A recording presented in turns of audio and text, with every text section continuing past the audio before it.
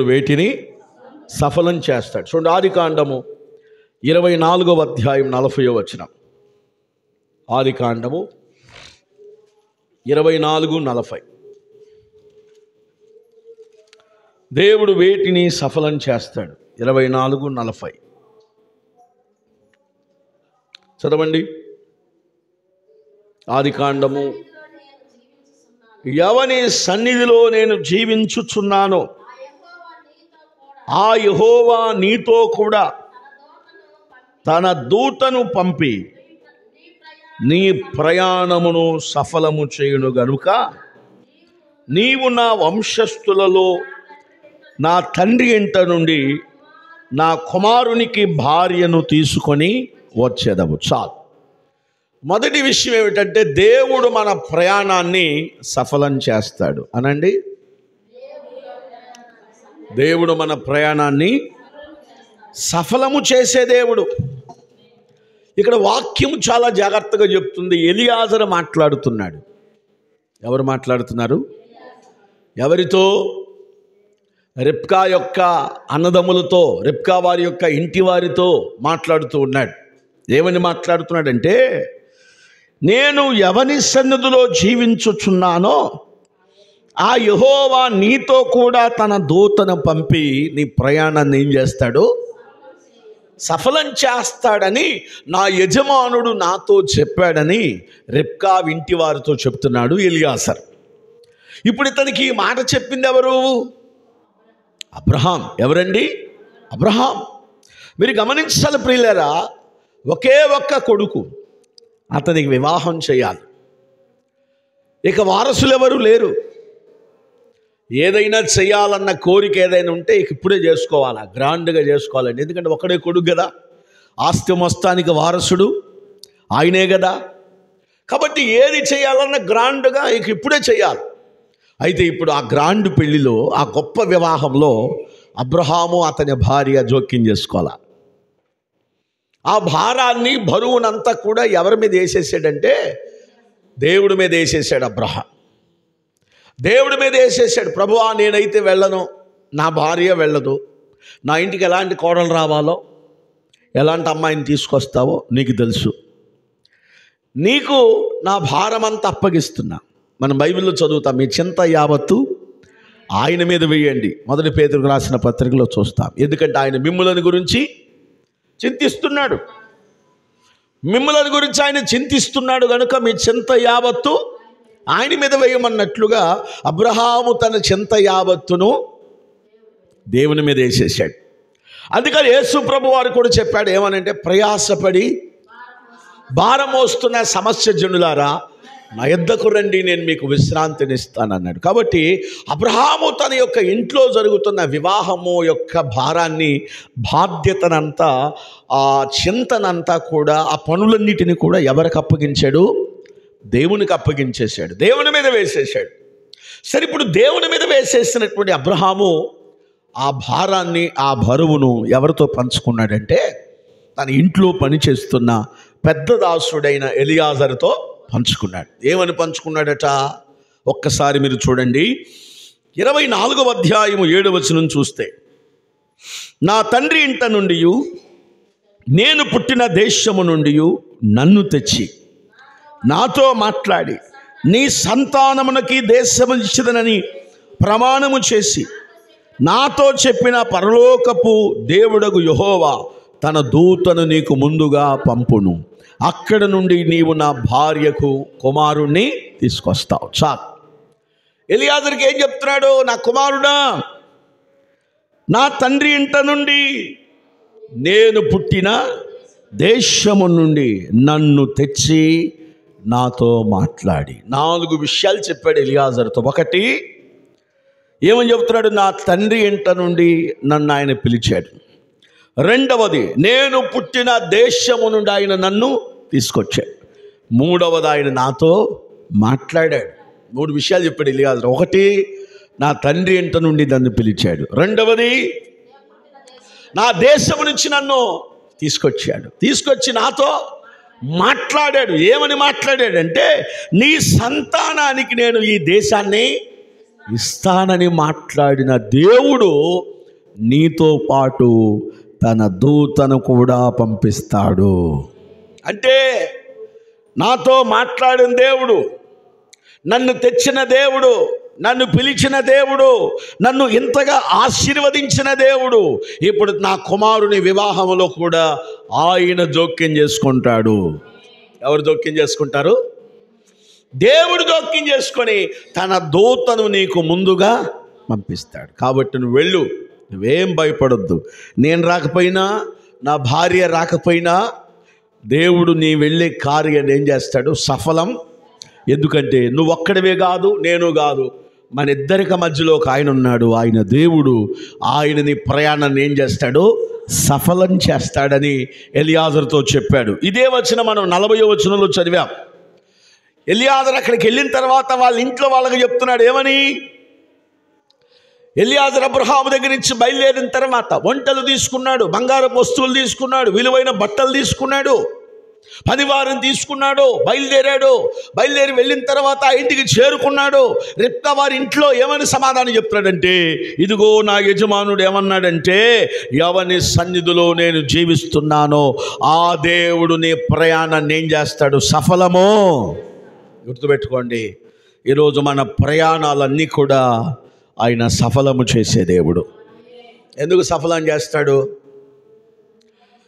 నిన్ను పిలిచింది ఆయనే, నిన్ను కోరుకుంది ఆయనే, నీతో మాట్లాడుతుంది ఆయనే. కాబట్టి ఇప్పుడు నీ ప్రయత్నములన్నీ కూడా, నీ ప్రయాణాలన్నీ కూడా, నీ కార్యాలన్నీ కూడా, నీ ఉద్దేశాలన్నీ కూడా సఫలపరిచేవాడు ఆయనే. దేవునికి స్తోత్ర. ఎలా సఫలం చేస్తాడట? నీకంటే ముందు తన దూతలను నీకు పంపిస్తాడు. నీకు తోడుగా వాళ్ళు వస్తారు. నువ్వేం మాట్లాడాలో, నువ్వేం పలకాలో, నువ్వేమి చేయాలో, నువ్వు ఎలా ప్రవర్తించాలో, ఎలా నడుచుకోవాలో ఆ దూతలే సమస్తము నీకు ఆలోచన ఇస్తాయి. వాళ్ళు ఎక్కడి నుంచి వస్తారంటే పరలోకము నుండి దిగి వస్తారు. కాబట్టి ఇక్కడ వాక్యం చెప్తుంది, యెహోవా నీతో కూడా తన దూతను పంపి నీ ప్రయాణాన్ని ఏం చేస్తారు? సఫలము చేస్తారు. హల్లెలూయా. కాబట్టి ఆయన మన కొరకు ఏం చేస్తాడు? వేటిని సఫలం చేస్తాడంటే మన ప్రయాణములన్నీ కూడా దేవుడు సఫలము చేస్తాడు. మనము యాకోబు విషయంలో చూస్తే 28వ అధ్యాయం ఆదికాండములో మనం చూస్తే, ఇప్పుడు అబ్రహాము యొక్క కుమారుని వివాహములో ఎలియాజరు ప్రయాణాన్ని దేవుడు ఏం చేశాడు? చెప్పాలి. సఫలం చేశాడు. ఎలియాజరుతో పాటు దేవుడు ఎవరిని పంపించాడు? తన దూతను పంపించాడు. కాబట్టి ఇప్పుడు రిబ్కా వాళ్ళ ఇంట్లో నుంచి, లాబాను ఇంట్లో నుంచి రిబ్కాని క్షేమంగా ఎలియాజరు ఏం చేశాడు? తోడుకొని వచ్చాడు. అంటే దేవుడు అతని ప్రయాణాన్ని, అతని ఉద్దేశాన్ని, అతని కార్యాన్ని ఏం చేశాడు? సఫలము చేశాడు. ఎలా సఫలమైందంటే దేవుడే ఆ ప్రయాణములో జోక్యము చేసుకున్నాడు. ఈరోజు నీ ప్రయాణములో, నీ కార్యాలలో, నీ ఉద్దేశాల్లో దేవుడు జోక్యం చేసుకుంటే నీవు చేయబోతున్న ప్రతిదీ సఫలమవుతుంది. ఆమేన్. ఇప్పుడు మనం ఆదికాండం 28వ అధ్యాయంలో కూడా చూస్తే, రిబ్కా మరియు ఇస్సాకు వారి కుమారుడైన యాకోబును మేనమామింటికి పంపిస్తున్నారు. ఏం చేస్తున్నారు? మేనమామింటికి. ఎందుకు? అన్నైన ఏషాపు చంపేస్తాడేమోనని. ఎందుకు చంపేస్తాడు? చిక్కుడుగాయలు కూరబెట్టి జ్యేష్ఠత్వాన్ని కాజేశాడు. తండ్రికి ఆహారం ఇచ్చి అతనికి రావాల్సిన దీవెనలన్నీ తమ్ముడు తీసేసుకున్నాడు. ఇప్పుడు అన్న పగబట్టాడు, చంపాలని కోపంతో ఉన్నాడు. ఇలాంటి పరిస్థితుల్లో ఇస్సాకు రిబ్కా వారి చిన్న కుమారుని ఏం చేశారు? మేనమామింటికి పంపిస్తూ వాళ్ళు చెప్పిన మాటలు చాలా అద్భుతంగా ఉంటాయి. ఒక్కసారి 28వ అధ్యాయం 2వ వచనం చదవండి. నీవు లేచి పద్దారాములో ఉన్న నీ తల్లి తండ్రి అయిన బెతుయేలు ఇంటికి వెళ్ళి ఒకదాన్ని వివాహం చేసుకొనమని అతనికి ఆజ్ఞాపించెను. సర్వశక్తిగల దేవుడు నిన్ను ఆశీర్వదించి నీవు అనేక జనములగునట్లు నీకు సంతానాభివృద్ధి కలగచేసి నిన్ను విస్తరింపచేసి నీవు పరవాసి అయిన దేశమును అనగా దేశమును నీకు స్వాస్థ్యముగా చేసుకొనున్నట్లు నీకును అనగా నీతో కూడా నీ సంతానమునకు అబ్రహామునకు అనుగ్రహించిన ఆశీర్వాదమును దయచేయునుగా కాని వారిని అతన్ని దీవించేం చేశారు, పంపించేశారు. తోడు ఎవరు వెళ్ళలా, ఎవరితో? యాకోబుతో. ఫ్రెండ్స్ని పంపించలేదు, ఇంట్లో వాళ్ళు ఎవరు కూడా వెళ్ళలేదు. తల్లిదండ్రులు మాత్రం ఏం చేశారు? దీవించి పంపించారు. ఏమని? నీ దేవుడు అనగా అబ్రహాము ఇస్సాకు దేవుడు నిన్ను ఏం చేస్తాడు చూడండి, ఆశీర్వదించి అనేక జనములగునట్లు నీ సంతానాభివృద్ధి కలుగు చేసి నిన్ను విస్తరింపచేసి పరవాస్యమైన దేశమును అనగా అబ్రహామునకు ఇస్తానన్న దేశాన్ని దేవుడు నీకు స్వాస్థ్యముగా చేయనట్లు నిన్ను ఆశీర్వదించునుగా. కానీ వాళ్ళు ఏం చేశారు? అతన్ని దీవించి పంపించారు. ఆమేన్. ఇప్పుడు బయలుదేరాడు. ఎలా బయలుదేరాడు? ఒంటరిగా. మరి ఏమిచ్చి పంపించారో మనకు బైబిల్లో రాయబడలా. ఎవరు తోడుగా వెళ్ళలా, ప్రయాణం చేస్తా ఉన్నాడు. మార్గమధ్యలో పొద్దుపోయింది, కీకారణ్యము, ఏమండి భయంకరమైనటువంటి చీకటి, ఒంటరిగా ఉన్నాడు. తనకు తలగడగా పెట్టుకొని పడుకునే అలవాటు ఉందేమో. ఆ మార్గ మధ్యలో ఒక రాయిని తీసుకొని తలగడగా పెట్టుకొని ఏం చేశాడు? ఆ రాత్రి అక్కడ నిద్రపోతూ ఉన్నాడు. నిద్రపోతున్న సమయంలో అతనికి ఒక కల వచ్చింది. ఆ కలలో ఆకాశము నుండి భూమికి ఒక నిచ్చెన వేయబడింది. ఆ నిచ్చెన మీద నుండి దేవదూతలు ఏం చేస్తున్నారట? ఎక్కుతూ దిగుతూ ఉన్నారు. 12వ వచనంలో చూడు, అందులో ఒక నిచ్చెన భూమి మీద నిలవబడి ఉండెను, దాని కొన ఆకాశం మీద ఉండెను, దాని మీద దేవుని దూతలు ఏం చేస్తున్నారు? ఎక్కుతూ దిగుతూ ఉన్నారు. అంటే ఇప్పుడు దీని అర్థం ఏమిటి? అతని ప్రయాణములో ఎవరు జోక్యం చేసుకున్నారు? ఇప్పుడు దేవుడే. హల్లెలూయా. యాకోబు ప్రయాణములో, ఏ ప్రయాణం ఇది? ఒంటరి ప్రయాణం, భయముతో కూడిన ప్రయాణం. అసలు అక్కడికి వెళ్తే పరిస్థితులు ఎలా ఉంటాయో తెలియదు, ఏం తింటాడో తెలియదు, వాళ్ళు ఏం పెడతారో తెలియదు, వాళ్ళు ఎలా చూస్తారో తెలియదు, అక్కడ ఎటువంటి వసతులు ఉంటాయో తెలియదు. ఇక్కడ ఉంటేనేమో అన్న చంపేస్తాడు, అక్కడికి వెళ్తేనేమో ఏముంటాయో ఏముండవో. ఇలాంటి ఒంటరి జీవితంలో అతన్ని ఎవరు దర్శించారు? దేవుడు దర్శించాడు. అతని ప్రయాణమును దేవుడు సఫలం చేశాడు. అతనిని మార్గమధ్యములో దేవుడు కనుగొన్నాడు. మార్గమధ్యములో దేవదూతలు అతన్ని దర్శించినాయి. దేవుడు తన దూతల ముందుగా పంపించాడు. దేవుడు ఇప్పుడు మాట్లాడడం ప్రారంభించాడు. యాకోబా, నీవు పండుకున్న భూమి నీకు నీ సంతానానికి ఇస్తాను. చూడండి ఆ మాట 13వ వచనం మనం చూస్తే, ఇదిగో నీ దేవుడు మరియు దేవుడిని యెహోవా దానికి పైగా నిలిచి, నేను నీ తండ్రి అయిన అబ్రహాము దేవుడను ఇస్సాకు దేవుడైన యెహోవాను, నీవు పండుకున్న ఈ భూమి నీకును నీ సంతానమునకు ఇచ్చెదను. 15వ వచనం, ఇదిగో నేను నీకు తోడై ఉండి నీవు వెళ్ళు ప్రతి స్థలమందు నిన్ను కాపాడుచు ఈ దేశమునకు నిన్ను మరలా రప్పించెదను. నేను నీతో చెప్పినది నెరవేరు వరకు నిన్ను విడువను. ఆమేన్. ఇప్పుడు యాకోబు ప్రయాణములో ఎవరు జోక్యం చేసుకున్నారండి? అమ్మా, పూర్తిగా వెళ్ళిన తర్వాత మార్గ మధ్యలోనా? చెప్పాలి. రీచ్ అయిపోయాడా? ఇంకా రీచ్ అవ్వలేదా? చేరలేదు, ఇంకా మార్గ మధ్యలోనే ఉన్నాడు. ఇప్పుడు మార్గ మధ్యలోనూ యాకోబుని ఎవరు దర్శించారు? దేవుడే దర్శించి అతని ప్రయాణాన్ని దేవుడు ఏం చేశాడు? సఫలము చేశాడు. చేయడమే కాకుండా అక్కడికి వెళ్ళిన తర్వాత ఏం చేయబోతున్నాడు దేవుడు ముందే ఏమని బయలుపరుస్తున్నాడు? నీవు పండుకున్న భూమి నీకు నీ పిల్లలకు నీ సంతానానికి ఇస్తానని చెప్తున్నాడు. తర్వాత మాట, నేను చెప్పేది నెరవేరు వరకు నిన్ను విడిచిపెట్టేది లేదు. నీవు వెళ్ళు ప్రతి స్థలములో, చూడండి ఆ మాట 15వ వచనములో, నేను నీకు తోడై ఉండి నీవు వెళ్ళు ప్రతి స్థలమందు నిన్నేం చేస్తానో కాపాడతా. నిన్ను కాపాడి నిన్ను ఈ దేశానికి మరలా రప్పిస్తా. నేను చెప్పేది నెరవేరు వరకు నువ్వు వెళ్ళు, నీకు తోడుగా ఉంటా. నువ్వు వెళ్ళు, నిన్ను నేను కాపాడుకుంటా. నువ్వు వెళ్ళు, నీ ప్రయత్నమంతా నేను సఫలము చేస్తా. మరలా నిన్ను నీ స్వదేశానికి తీసుకొస్తా. నేను చెప్పేది నెరవేరు వరకు నేను నిన్ను విడువను. అంటే ఇప్పుడు మీకు ఏమర్థమైంది? భయముతో బయలుదేరాడు, కలవరముతో బయలుదేరాడు, ఒంటరిగా బయలుదేరాడు, ఏమీ లేక బయలుదేరాడు.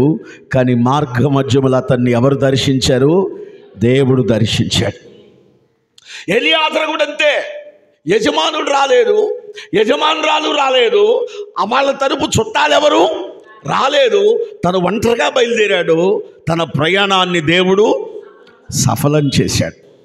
మార్గమధ్యంలోనే ఎలియాజరుతో దేవుడు మాట్లాడాడు. మార్గమధ్యంలోనే ఎలియాజరు ప్రయత్నాన్ని దేవుడు సఫలము. ఇప్పుడు యాకోబు కూడా మార్గమధ్యంలోనే దేవుడు అతని ప్రయాణాన్ని సఫలం చేశాడు. ఈరోజు గుర్తుపెట్టుకోండి, నా ప్రియ సహోదరి సహోదరుడా, దేవుడు నీ ప్రయత్నాలన్నీ సఫలం చేయబోతున్నాడు. నీ ప్రయాణములు దేవుడు తోడుగా ఉండబోతున్నాడు. మార్గమధ్యములోనే దేవుడు నిన్ను దర్శించబోతున్నాడు. ఆయన నిన్ను కాపాడుకోబోతున్నాడు. నీకు తోడై ఉండబోతున్నాడు. నీవు వెళ్ళు స్థలములు నిన్ను ఆశీర్వదించి మరలా నిన్ను నీ స్వదేశానికి అనగా నీ సొంత ప్రాంతానికి చేరుస్తాడు. ఆయన చెప్పేది నెరవేరే వరకు నిన్ను విడువడు. ఇక్కడ విషయం ఏమిటంటే, ఒక స్పష్టమైన మాట, మన ప్రయాణంలో దేవుడు ముందుగా ఎవరిని పంపాలి? తన దూతలను పంపాలి. అప్పుడే మన ప్రయత్నాలను ఏమవుతాయి? అది అసలు విషయం. మనం గనక వెళ్ళేటప్పుడు దేవుడు తోడుగా రాకపోయినా, ఆయన దూతలు రాకపోయినా మన ప్రయత్నాలను ఏమవుతాయి? విఫలమవుతాయి. మరి దేవుడు ఎప్పుడు తన దూతలు పంపిస్తాడు? ఇది కదా అసలు పాయింట్. ఎప్పుడు దేవుడు దూతలను పంపిస్తాడు అనేది అసలు పాయింట్. ఇప్పుడు ఎలియాజరుకు ముందు తన దూతను ఏం చేశాడు? దేవుడు పంపించాడు. యాకోబుకు మార్గమధ్యలోనే దేవదూతలు దర్శించినాయి. మరి దేవదూతలు మనకు ముందుగా రావాలంటే అనేది అసలు పాయింట్. ఇప్పుడు దానికి సంబంధించి నేను 2 ప్రాముఖ్యమైన విషయాలు జ్ఞాపకం చేస్తాను. మొదటిది మనందరికీ తెలిసిన విషయం, అపోస్తుల కార్యములు 10వ అధ్యాయం. మనందరికీ తెలిసిన విషయం, అపోస్తుల కార్యములు 10వ అధ్యాయము మొదటి నుంచి చదువుదాం. ఇటాలీ పటాలమనబడిన పటాలములో శతాధిపతి అయిన కొర్నేలని భక్తిపరుడు ఒకడు ఉండెను. అతడు తన ఇంటి వారందరితో కూడా దేవుని యందు భయభక్తులు గలవాడు, ప్రజలకు బహు ధర్మ కార్యములు చేయుచు ఎల్లప్పుడూ దేవునికి ప్రార్థన చేయువాడు. పగలు ఇంచుమించు 3 గంటల వేళ దేవుని దూత అతని యొద్దకు వచ్చి కొర్నేలి అని పిలుచుట దర్శనమందు తేటగా అతనికి కనబడెను. చాలు, దేవునికి స్తోత్ర. ఇప్పుడు ఇక్కడ 3వ వచనం చూడండి. ఇంచుమించు 3 గంటలప్పుడు పగలు దేవుని దూత అతని యొద్దకు వచ్చింది. ఏ సమయంలో వచ్చిందట? 3 గంటల సమయంలో. ఎప్పుడు? పగలు. దేవుని దూతలు ఆ ఇంటికి వచ్చాయి. వచ్చి ఏం చెప్తున్నాయి?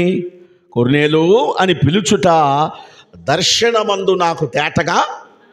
ఇప్పుడు యాకోబు ఏం చూశాడు? మార్గ మధ్యలో కలను చూచాడు. ఆ కలలో ఏం కనపడుతుంది? నిచ్చెన భూమి మీదికి ఆకాశానికి వేయబడి దాని మీద దేవదూతలు ఎక్కటం దిగటం చూశాడు. ఇప్పుడు కొర్నేలు ఏం చూశాడు? దేవదూత రావడం చూశాడు. దేవదూతలు దర్శించాలంటే, మళ్ళీ చెప్తున్నాను నేను, దేవదూతలు నీకు ముందుగా వస్తే, వారు దర్శిస్తే నీ ప్రయాణం సఫలమైద్ది. నీవు చేయబోయే కార్యాలు సఫలమవుతాయి. నీవు ఖచ్చితంగా ఆశీర్వదించబడతావు. దేవుడు నీకు తోడై ఉంటాడు. ఎప్పుడు అంటే దేవదూతలు నీకు ముందుగా నడవాలి. ఎప్పుడు వస్తారు వాళ్ళంటే, ఇతని కుటుంబంలో ఒక ప్రాముఖ్యమైన విషయం ఉంది. అదేంటంటే అతడు తన ఇంటి వారితో కూడా, ఏమిటట, నేను నా కొడుకు కూతురుతో ఒక మెసేజ్ పెట్టే పోయిన వారం వాట్సాప్లో ఏమని పెట్టానంటే, ఒకసారి మీకు చదివి వినిపిస్తాను నేను, చూడండి. ఉందో డిలీట్ చేశానో నాకు తెలియదు, కానీ మొత్తానికి భారమైన మెసేజ్ పెట్టి వాళ్ళు అది చూసి ఫీల్ అయ్యి వాళ్ళ అమ్మకు ఫోన్ చేశారు. ఏమని, డాడీ ఎందుకు ఇలా మెసేజ్ పెట్టాడు, మేము ఆల్రెడీ ప్రార్థన చేసుకుంటున్నాం కదా. వాళ్ళకి ఏమని పెట్టానంటే, మనం తినేది దేవుని సొమ్ము, మనం బ్రతికేది దేవుని మీద. ఈ స్థాయిలో ఉన్నామంటే దేవుడు మిమ్మల్ని, నేను కోరుకునేది ఒకటే, పొద్దున్నే లేచిన వెంటనే ప్రార్థన చేసుకోండి. పొద్దున్నే లేస్తే మీరు బైబిల్ చదువుకోండి. ఇంకా నాకు మీరు ఏం చేయొద్దు. వాళ్ళని నేను కోరిన విషయాలు ఏంటండి, పొద్దున్న లేచి ఏం చేయాలి, ప్రార్థన చేసుకోండి, బైబిల్ చదువుకోండి, భక్తిగా ఉండండి. వీళ్ళు ఎవరి పిల్లలంటే పాస్టర్ గారి పిల్లలని చెప్తే దానికి తగినట్లుగా మీ ప్రవర్తన ఉండాలి. మీరు వాడే ఫోను, మీరు వేసుకునే బట్టలు, మీ కాలేజీ ఫీజులు, మీరు తినే తిండి, మనం కలిగి ఉన్న వాహనాలు, మనం కలిగి ఉన్న ఇల్లు, మనం కలిగి ఉన్న సమస్తం దేవుడిచ్చాడు, అది మాత్రం మర్చిపోవద్దు అని వాళ్ళకి మెసేజ్ పెట్టా. వాళ్ళ అమ్మంటది రోజు చేస్తున్నారు కదా, నువ్వెందుకు మెసేజ్ పెట్టావు? నేను చెప్పాను, నా పిల్లలకి నేను అలా చెప్పకపోతే నేను దేవుని దృష్టిలో దోషినవుతా. నాకు వాళ్ళు ఏమి వద్దు. ముందు వారు ఏం చేయాలంటే దేవుని పట్ల భయభక్తులు కలిగి ఉంటే చాలు. దేవునికి స్తోత్రం చెప్పండి. హల్లెలూయా చెప్పాలి గట్టిగా, హల్లెలూయా. ఈరోజు నువ్వేం కోరుకుంటున్నావు, నేనేం కోరుకుంటున్నాను చెప్పాలి. ఇప్పుడు మనం ఏం ఆశించాలి కుటుంబంలో నుంచి? కొర్నేలు తన ఇంటి వారితో కూడా దేవుని యందు ఏం కలిగి ఉన్నాడు.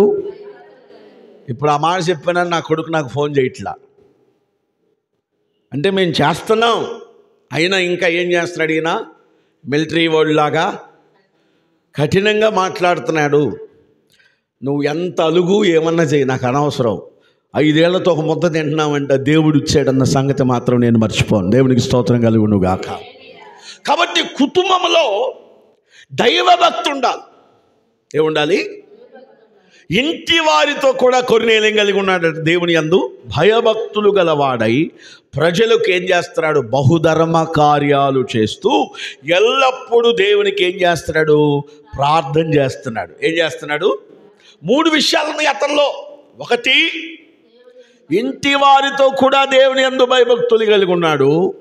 రెండవది, ఎల్లప్పుడూ ధర్మ కార్యాలు చేస్తున్నాడు. మూడవది, ఎప్పుడు దేవుని సన్నిధిలో ఏం చేస్తున్నాడు, ప్రార్థన. హల్లెలూయా. ఈ 3 విషయాలను బట్టి పరలోకము నుండి దేవదూతలు మధ్యాహ్నం 3 గంటలకు ఎవరింట్లోకి దిగొచ్చారు? కొర్నేలు ఇంటికి దిగి వచ్చారు. అతని కార్యాలన్నీ వాళ్ళు సఫలము చేశారు. అతని ఉద్దేశాలన్నీ వారు నెరవేర్చారు. అతని ప్రయాణాలన్నీ వారు సఫలము చేశారు. ఇప్పుడు నిన్ను గుర్తుపెట్టుకో, నీ ప్రయాణము, నీ ఉద్దేశాలు, నీ కార్యాలు సఫలము చేసి నిన్ను దేవుడు దీవించాలంటే ఈ 3 విషయాలను రోషం కలిగి ఉండాలి. ఏ విషయాల్లో? ఒకటి, నీ ఇంటి వారితో నువ్వేం కలిగి ఉండాలి, భయభక్తులు కలిగి ఉండాలి. రెండవది, దాన ధర్మాలు చేయడం కూడా అలవాటు చేసుకోవాలి. యెషయా గ్రంథం 58 అంటాడు కదా, ఏది నాకు ఇష్టమైన ఉపవాసం అంటే ఆకలిగొనిన వారికి ఆహారం పెట్టడం, వస్త్రహీనుడు కనబడినప్పుడు వస్త్రం ఇవ్వటం, దాహం కొన్న వాడికి దాహం ఇవ్వడం, దిక్కుమాలినోడిని ఇంట చేర్చుకోవడం, బాధించబడుతున్న వారిని విడిపించటం, కట్టిన ప్రతి కట్లు తెంచటం. ఇదే కదా నేను ఏర్పరచుకున్న ఉపవాసం. ధర్మకార్యాలు చాలా శ్రేష్టం. యాకోబు రాసిన పత్రిక 1వ అధ్యాయం చివరి వచనం మనం చూస్తే, నిజమైన భక్తి ఏదనగా అనాథలను, విధవరాండ్రను, దిక్కులేని వారిని వారి ఇబ్బందిలో పరామర్శించుటయే నిజమైన భక్తి. ఎవరినట అయ్యా?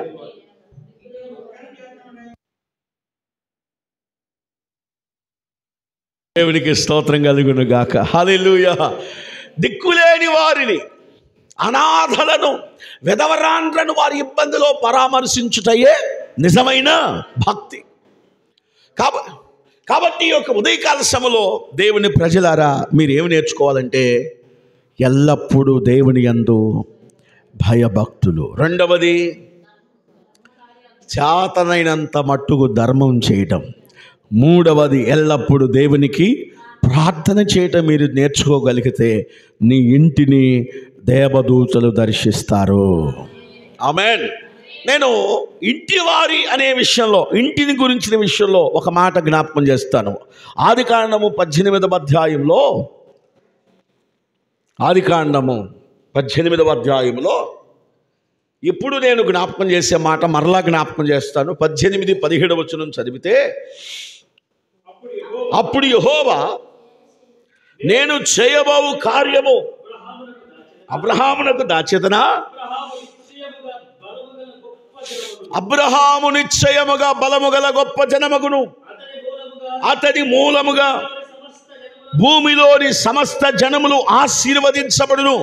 ఎట్లనగా యెహోవా అబ్రహామును గురించి చెప్పునది అతనికి కలగ చేయనట్లు తన తరువాత తన పిల్లలకును ఇంటి వారికి నీతి న్యాయములు జరిగించుచు యెహోవా మార్గమును గైకొనమని అతనికి వారికి ఆజ్ఞాపించునట్లు నేను ఎరిగి ఉన్నాను. ఏమి ఎరిగి ఉన్నాడంటే దేవుడు, అబ్రహాము తన తరువాత తన ఇంటి వారికి ఏమి నేర్పిస్తాడు?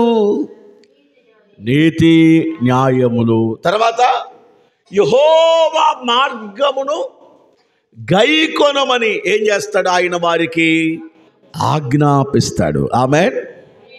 ఏం చేస్తాడట? ఏం ఆజ్ఞాపిస్తాడు?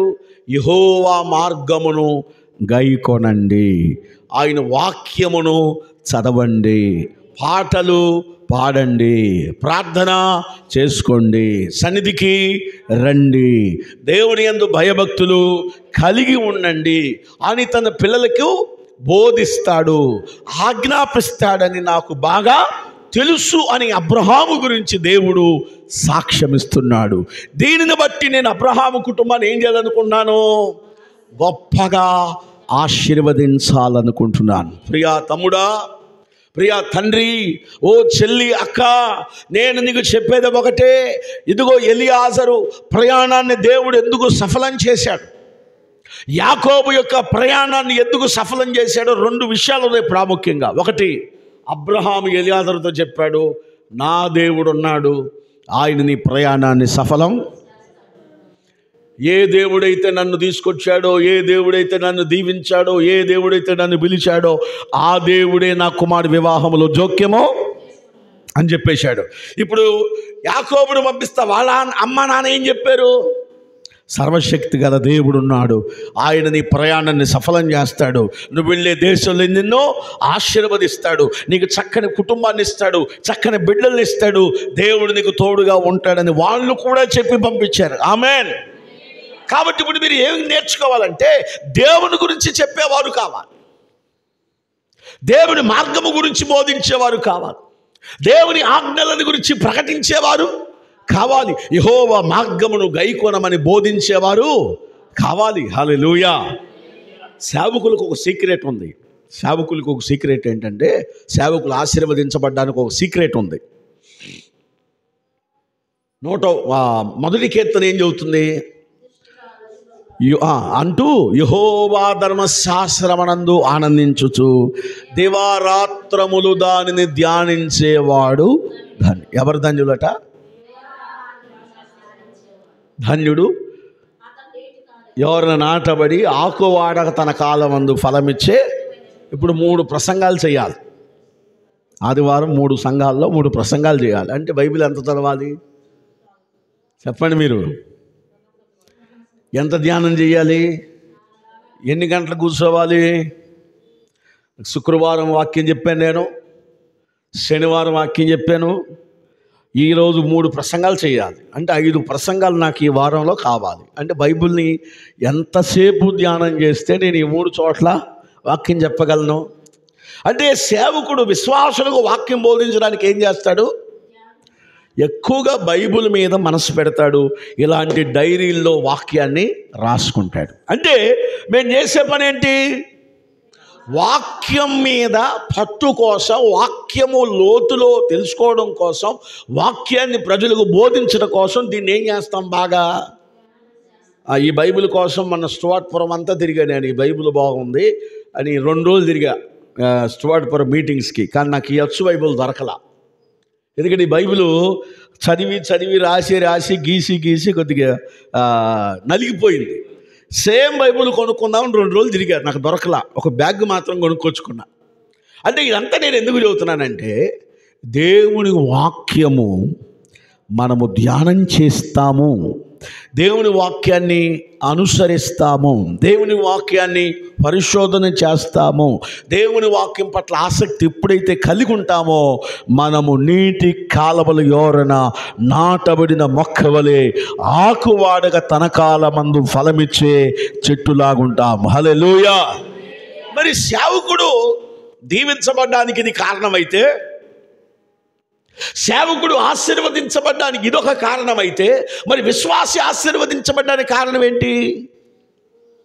విశ్వాసి దీవించబడాలంటే దానికి మూలమేమిటి? విశ్వాసి దీవించబడాలంటే, వర్ధిల్లాలంటే, వారి ప్రయత్నాలు సఫలం కావాలంటే అసలు మూల కారణం ఏమిటి అని మనం కొద్దిగా లోతుగా వెళ్తే కొర్నేలింటిని మనం ఉదాహరణగా తీసుకోవాలి. అబ్రహామునే మనం ఉదాహరణగా తీసుకోవాలి. యాకోబునే మన ఉదాహరణగా. ఏం జరిగినాయి 3 జీవితాల్లో? అబ్రహామేమో తన ఇంటి వారికి నీతి న్యాయములు గైకొనమని, యెహోవా మార్గమును గైకొనమని, యెహోవా సన్నిధికి వెళ్ళమని, యెహోవాను ఆరాధించమని తన ఇంటి వారికి ఏం చేస్తాడు? ఆజ్ఞాపిస్తాడు. మరి యాకోబు సంగతి ఏమిటి? యాకోబు వాళ్ళ అమ్మా నాన్న అతనికి దేవుని గురించి బోధించి, దేవుడు నీకు తోడుగా ఉంటాడని చెప్పి అతన్ని పంపించినప్పుడు అతని మార్గములో దేవుడు అతన్ని ఎదుర్కొన్నాడు. మరి కొర్నేలు సంగతి ఏమిటి? అతడు తన ఇంటి వారితో కూడా దేవుని యందు ఏం కలిగి ఉన్నాడు? భయభక్తులు కలిగి ధర్మకార్యాలు చేయొచ్చు ఎల్లప్పుడూ ప్రార్థన. మరి నీ ఇంట్లో ప్రార్థన ఉంటే, నీ ఇంటి వారితో నువ్వు భయభక్తులు కలిగి ఉంటే, నీవు దేవుని వాక్యాన్ని ధ్యానం చేస్తే, ఈరోజు ఒకే ఒక విషయం చెప్తున్నాను, నీ ప్రతి ప్రయాణము, నీ ప్రతి ప్రయత్నము, నీ ప్రతి కార్యాన్ని దేవుడే సఫలము చేస్తాడు. హల్లెలూయా. కాబట్టి ఇప్పుడు ఏమి రావాలి మనకి? భయభక్తులు కావాలి. నీవు ధర్మకార్యాలు చేయడం నేర్చుకోవాలి. నీవు ఎల్లప్పుడూ ప్రార్థన చేయటం నేర్చుకోవాలి.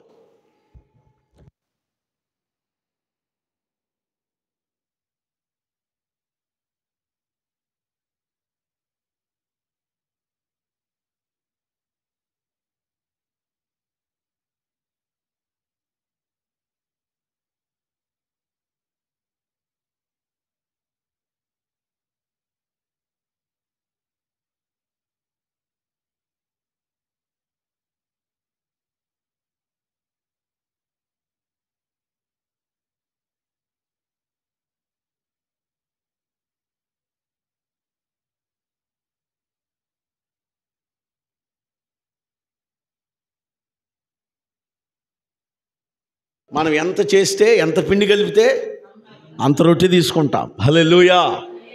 ఎన్ని కేజీలు బియ్యం నానేసుకుంటే అంత అన్నం తీసుకుంటాం. అసలు బియ్యమే నానబెట్టకుండా నాకు అన్నం కావాలంటే ఆడి నుంచి వచ్చింది? చెప్పండి. హల్లెలూయా. పిండే కలపకుండా రొట్టెలు కావాలని పళ్ళెం కూర్చుంటే ఆడి నుంచి వస్తాయి. కాబట్టి బండి మీద క్షమాపణ కోరే ప్రభు, నిన్ను క్షమించు, నేను ఈరోజు ఉదయం నిన్ను సమీపించలేకపోయినన్ను ఐఎమ్ సారీ అని ప్రభుని అడుగుతూ వచ్చాను. నేను కూర్చున్నప్పుడు దేవుడు అదే చెప్తున్నాడు, నీకు 1,00,000 పనులు ఉండొచ్చు అబ్బాయి, నీవు అనుదినము నా పాద దగ్గర కూర్చోవడం నువ్వు నేర్చుకోవాలి. అబ్రహాం అంత డేర్ అండ్ డాష్గా ఎలియాజరుకి ఆ మాట చెప్పగలిగాడంటే, నువ్వు వెళ్ళు, నీ ప్రయాణాన్ని దేవుడు సఫలం చేస్తాడు, ఆయన దూతను పంపిస్తాడని అంత డేరుగా ఎందుకు చెప్పాడంటారు? పని అప్పగించిన తర్వాత అబ్రహాం ఎక్కడ కూర్చున్నాడు? దేవుని పాదాల దగ్గర. హల్లెలూయా. ఎలియాజరుకి అదే చెప్పాడు, నేను ఎవని సన్నిధిలో జీవించుచున్నానో ఆ దేవుడు నీకు ముందుగా తన దూతను పంపి నీ ప్రయాణమును సఫలం చేస్తాడు. హల్లెలూయా. ఇంకో సందర్భం జ్ఞాపకం చేస్తా, దేవదూతలు ఎవరిని దర్శించారో. దానియేలుకు రాసిన గ్రంథము తీయండి, దానియేలుకు రాసిన పుస్తకం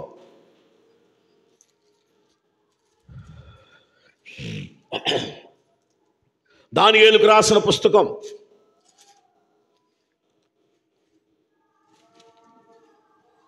9వ అధ్యాయం 20వ వచనం నుంచి చదువుదాం. నేను ఇంకనూ పలుకుచు ప్రార్థన చేయుచు పవిత్ర పర్వతము కొరకు నా దేవుడిని యెహోవా ఎదుట నా పాపమును, నా జనము యొక్క పాపమును ఒప్పుకొనుచు నా దేవుని విజ్ఞాపన చేయుచుంటిని.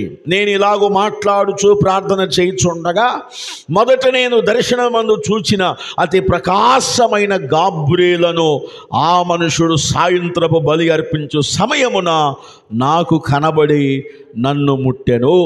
అతడు నాతో మాట్లాడి ఆ సంగతి నాకు తెలియచేసి ఇట్లనెను, దానియేలు, నీకు గ్రహింప శక్తి ఇచ్చుటకు నేను పంపబడి తిని, నీవు బహు ప్రియుడవు గనుక నీవు విజ్ఞాపన ఆరంభించినప్పుడు ఈ సంగతి నీకు చెప్పవలనని వెళ్ళమని ఆజ్ఞ బయలుదేరెను. నన్ను దేవుడు ఎప్పుడు వెళ్ళమన్నాడు భూమి మీదకి? నీ దగ్గరికి ఎప్పుడు వెళ్ళమన్నాడు? చూడండి ఆ మాట, నీవు విజ్ఞాపన ఆరంభించినప్పుడు. 23వ వచనంలో నీవు చూడండి, నీవు విజ్ఞాపన ఆరంభించినప్పుడు ఈ సంగతి నీకు చెప్పుటకు వెళ్ళవలెనని ఆజ్ఞ బయలుదేరెను. ఏం బయలుదేరిందంట? ఎక్కడి నుంచి? ఎవరికి? దేవుని యొద్ద నుండి గాబ్రియేలు దూతకు ఆజ్ఞ వచ్చింది, నువ్వు దానియేలు దగ్గరికి వెళ్ళాలి. ఎప్పుడు ఆజ్ఞ వచ్చింది? ఎప్పుడు వచ్చిందంటే, నీవు బహు ప్రియుడవు గనుక నీవు విజ్ఞాపన ఆరంభించినప్పుడే. ఆమేన్. చూడండి, ప్రార్థన ఏం తీసుకొచ్చింది? ఇప్పుడు పరలోకము నుండి గాబ్రియేలు దూతను తీసుకొచ్చింది. ఇప్పుడు గుర్తుపెట్టుకో, దేవదూతలు నీతో ఉండి నీ ప్రయత్నాలన్నీ సఫలము చెయ్యాలంటే వారు బయలుదేరి రావాలి. వాళ్ళు రావాలంటే మనము ఆయన పాదలేరు కూర్చోవడం నేర్చుకోవాలి. ఇప్పుడు కొర్నేలుకి ఏముంది? ఎస్, ప్రతిరోజు ప్రార్థన చేసేవాడు గనుక మధ్యాహ్నం 3 గంటలకు ఆయన ఇంటిని దేవదూతలు దర్శించారు. ఆమేన్. ఇప్పుడు దానియేలు దగ్గరికి వెళ్ళమని ఆజ్ఞ వచ్చిందట. నువ్వు త్వరగా వెళ్ళాలి, నువ్వు త్వరగా వెళ్ళాలి, నువ్వు త్వరగా వెళ్ళాలి. ఒక వ్యక్తి ప్రార్థన చేస్తున్నాడు. ఎందుకు వచ్చాడట గాబ్రియేలు? అది కూడా కారణం ఉంది అక్కడ. ఏముందంటే 22వ వచనం చూడండి. అతడు నాతో మాట్లాడి ఆ సంగతి నాకు తెలియచేసి ఇట్లనెను, దానియేలు, నీకు గ్రహింప శక్తినిచ్చుటకు నేను వచ్చి తిని. ఎందుకు పంపించాడు దేవుడు ఆయన దగ్గరికి? గ్రహించే శక్తినికి ఇమ్మని పంపించాడు దేవుడు. జ్ఞానం ఇమ్మని పంపించాడు. దర్శన వరాన్ని ఇవ్వడానికి దేవుడిని పంపించాడు కదా. దానియేలు కళ భావాన్ని కూడా బయలుపరిచాడు కదా. అంత గొప్ప జ్ఞానం ఎక్కడిదంటే దేవుడే దూతల చేత పంపించాడు. ఎప్పుడు అంటే ఇక్కడ 20వ వచనం చూడండి. నేను ఇంకనూ ప్రార్థన చేయుచు పవిత్ర పర్వతము కొరకు నా దేవుడని యెహోవా ఎదుట నా పాపమును, నా జననము యొక్క పాపమును ఒప్పుకొనుచు విజ్ఞాపన నేను ఇలాగూ మాట్లాడుచు ప్రార్థన చేయుచుండగా మొదట నేను దర్శనమందు చూచిన అతి ప్రకాశవంతమైన గాబ్రియేలు మనుషుడు సాయంత్రపు బలి అర్పించు సమయమును నాకు కనబడి నన్ను ముట్టాడు. ఆమేన్. ఏమని ప్రార్థన చేస్తున్నాడు? నన్ను క్షమించయ్యా, నా జన్మ పాపాన్ని క్షమించయ్యా, నా పితరుల దోషాన్ని మన్నించయ్యా, నేను నీ ఎదుట ఏ పాపం చేశానో నన్ను మన్నించమని నేను ప్రార్థన చేస్తా ఉన్నాడు. అక్కడ ఆజ్ఞ బయలుదేరింది. ఎవరికి? గాబ్రియేలుకి. ఆయన వచ్చేసాడు. ఈయన ప్రార్థన అవలా, ప్రార్థన చేస్తానే ఉన్నాడు. ఈ గాబ్రియేలు వచ్చి ఆయన ముట్టింది. ఏమండి? అంటే దేవదూతే ఆయన కోసం ఏం చేస్తుంది? వెయిట్ చేస్తుంది. గాబ్రియేలు వెయిట్ చేస్తున్నాడు. ఎంత గొప్ప ప్రార్థన చేస్తే అంత గొప్ప ఆశీర్వాదం నీ తల మీదకి వస్తుంది. ఎంత గొప్ప ప్రార్థన చేస్తావు అంత గొప్ప కృప దిగి వస్తుంది. ఎంత ప్రార్థనాపరుడువైతే అంతగా ప్రజలలో కార్యం జరుగుద్ది. స్తోత్రం చెప్పండి.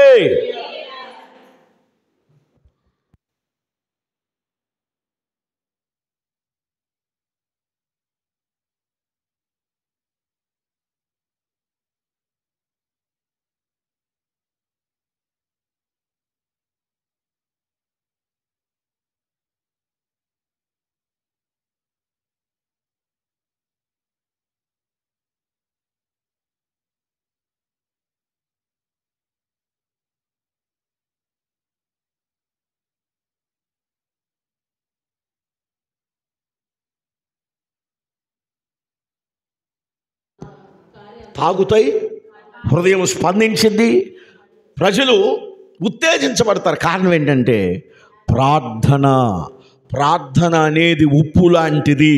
నువ్వు కూరలో ఎన్ని రకాలు వేసినా అసలు లేకపోతే రుచి లేదు. ఆమేన్. నీ జీవితంలో నువ్వేం కలిగి ఉన్నా ప్రార్థన జీవితాన్ని కలిగి లేకపోతే, దేవుని పాదాల దగ్గరికి వెళ్ళకపోతే, దేవుని పాదాల దగ్గర కూర్చోకపోతే, దేవునితో మాట్లాడకపోతే, దేవుని నువ్వు దర్శించకపోతే నీ కార్యాలేవి సఫలము కావు. కాబట్టి ఇప్పుడు అబ్రహాం అంతా ధైర్యముగా ఎలియాజరుని ఎందుకు పంపించాడంటే అతడు దేవుని సన్నిధిలో కూర్చునే అలవాటు ఉన్నది. ఇస్సాకు రెబ్కాలంతా ధైర్యంగా ఇదిగో తమ కుమారుని యాకోబుని ఎందుకు పంపించారంటే ఇస్సాకు రెబ్కాలు దేవుని పాదాల దగ్గర కూర్చునే అలవాటు ఉంది. గొర్రెలింటికి దేవదూతలు ఎందుకు వచ్చారంటే గొర్రెలు దేవుని పాదాల దగ్గర కూర్చునే అలవాటు ఉంది. దానియేలు కల భావాన్ని బయలుపరిచాడంటే దానియేలుకు ప్రార్థన చేసే అలవాటు ఉంది. మరి నీకేముంది?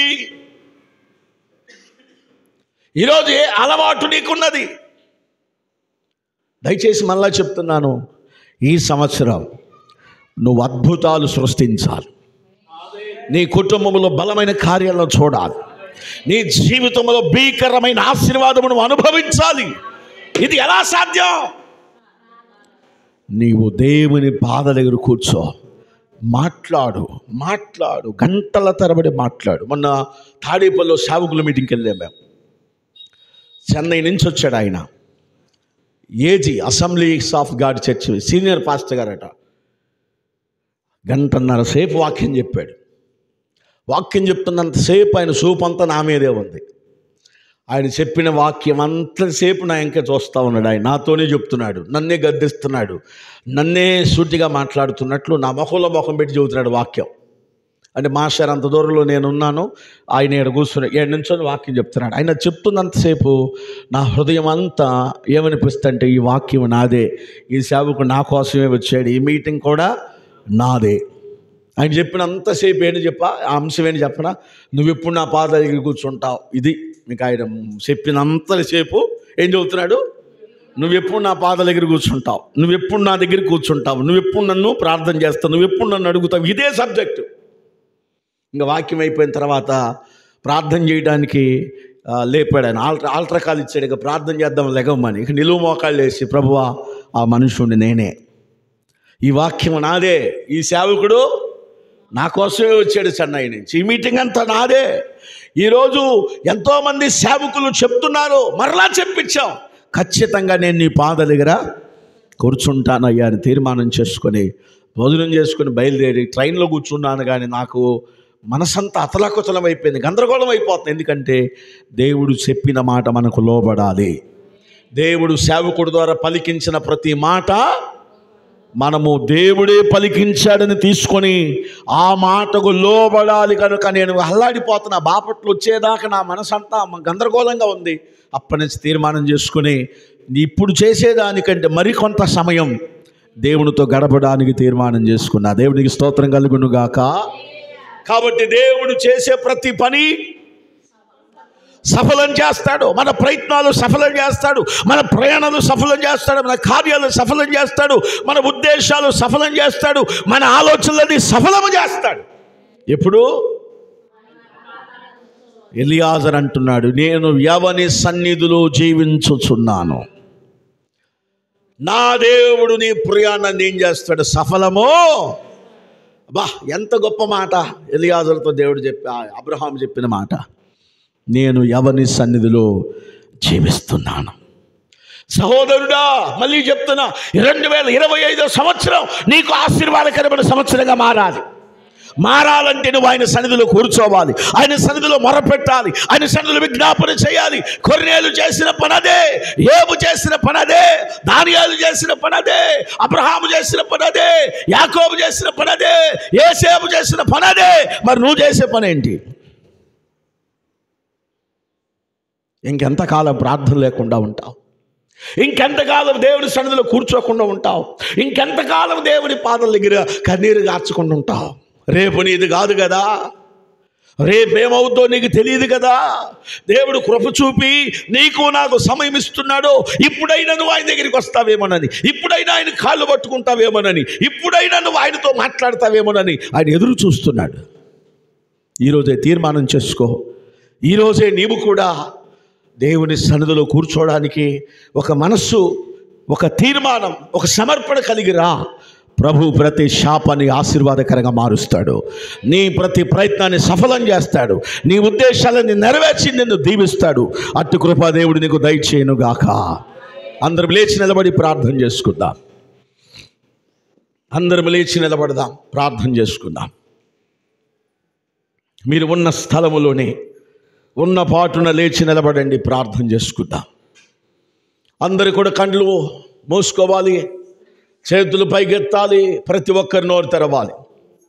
ప్రతి ఒక్కరి నోరు తెరిచి, ప్రభువా నీ దూతలు నాకు ముందుగా రావాలి, నీ దూతలు నాకు ముందుగా రావాలి, వారు ముందు నడవాలి, నా ప్రయత్నములన్నీ వారు సఫలం చేయాలి, నా ప్రయత్నాలన్నీ వారు సఫలపరచాలి. నోరు తెరిచి ప్రార్థించే, ప్రభువా నీకు స్తోత్రాలు, నీ సన్నిధిలో కూర్చునే భాగ్యమయ్యా. ఈ ప్రార్థన చాలదయ్యా, ఈ ప్రార్థన చాలదమ్మా. గంటల తరబడి సమయాన్ని వ్యర్థం చేయొద్దు. నువ్వు కూర్చున్నా ప్రార్థన చేయి, పడుకున్నా ప్రార్థన చేయి, నీవు ఉద్యోగంలో చేస్తున్నా ప్రార్థన చేయి, వ్యవసాయం చేస్తున్నా ప్రార్థన చేయి, నీ చేతి పని చేస్తున్నా ప్రార్థన చేయి. కొర్నేలింటిని దేవదూతలు దర్శించారు. కొర్నేలింటిని దేవదూతలు దర్శించారు. ఈరోజు నిన్ను కూడా దేవదూతలు దర్శించాలి. హల్లెలూయా, హల్లెలూయా, హల్లెలూయా, హల్లెలూయా. రిబాలారా షక తలారా రియా నామా షెకే తెలిరి. పరిశుద్ధాత్ముడా, ప్రభువా నా ప్రయత్నాలన్నీ సఫలపరచయ్యా. ఎప్పుడు కూర్చుంటావు నువ్వు దేవుని దగ్గర? ఎప్పుడు నువ్వు విజ్ఞాపన చేస్తావు ఆయన పాదాల దగ్గర? ఎప్పుడు ఆయనతో మాట్లాడతావు నువ్వు? సెల్ ఫోన్లో సమయాన్ని వ్యర్థం చేయబాకు, స్నేహితులతో సమయాన్ని వ్యర్థం చేయబాకు, బంధువుల దగ్గర నీ సమయాన్ని వ్యర్థం చేయబాకు, లోకస్తుల దగ్గర నీ సమయాన్ని వ్యర్థం చేయొద్దు. ఆయన దగ్గర కూర్చో, ఆయన సన్నిధిలో కూర్చో, ఆయనతో మాట్లాడు. ఈ సంవత్సరం నీ ప్రయత్నాలన్నీ ఆయన సఫలం చేయబోతున్నాడు. ఈ సంవత్సరం నీ ప్రయత్నాలన్నీ దేవుడు సఫలము చేయబోతున్నాడు. వస్తావా ఆయన పాదాల దగ్గరికి? కూర్చుంటావా ఆయన పాదాల దగ్గర? మహింపరుస్తావా ఆయన నామాన్ని? హల్లెలూయా, హల్లెలూయా, హల్లెలూయా, హల్లెలూయా. ప్రార్థన చేసుకుందాం. చెప్పబడిన వాక్యమును బట్టి మీలో ప్రేరేపించబడిన వారు ఒక్కరు ప్రార్థన చేయండి.